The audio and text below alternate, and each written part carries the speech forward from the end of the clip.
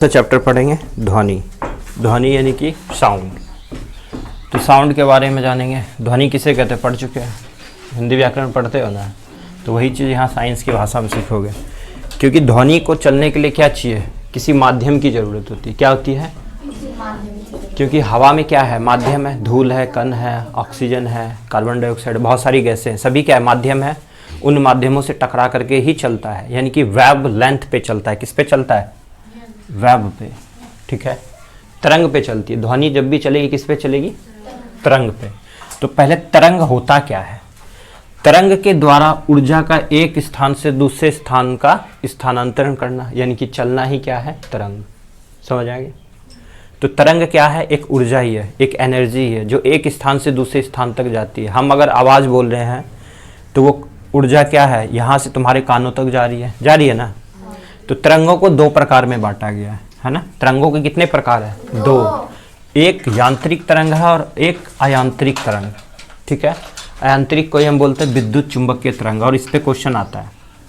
पहला जानते हैं यांत्रिक तरंग होता क्या है, ठीक है। यांत्रिक तरंग वो तरंग होती है जो पदार्थिक माध्यम, यानी कि मान लो पदार्थ माध्यम कौन सा है, ठोस द्रव गैस ना। तो ठोस द्रव गैस में चल सकता है, ठीक है। तो ये यांत्रिक तरंगें कहलाती है। यांत्रिक तरंग को भी दो प्रकार के भागों में बांटा गया है, क्योंकि सभी नहीं हो सकती ना। उसमें क्या है, एक है अनुप्रस्थ और एक है अनुदैर्घ्य। अनुप्रस्थ, अनुप्रस्थ मतलब क्या, प्रस्थान कर जाना, है ना।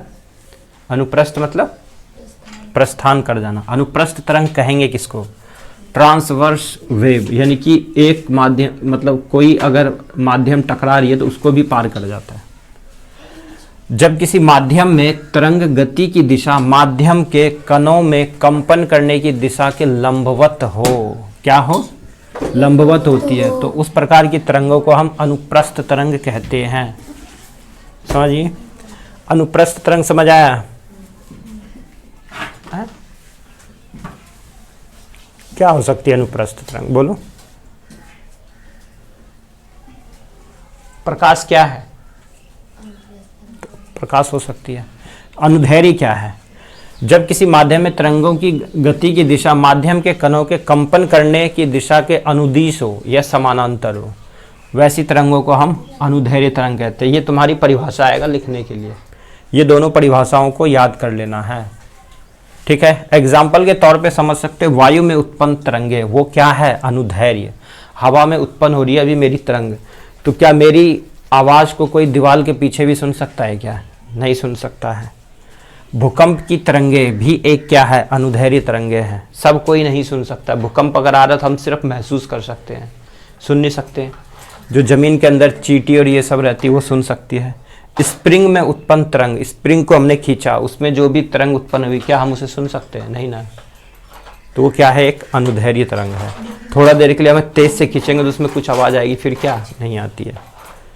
यांत्रिक तरंग या विद्युत चुंबकीय तरंग, ये इंपॉर्टेंट है। वे तरंगे जिनके माध्यम की आवश्यकता ही नहीं होती है, ठीक है।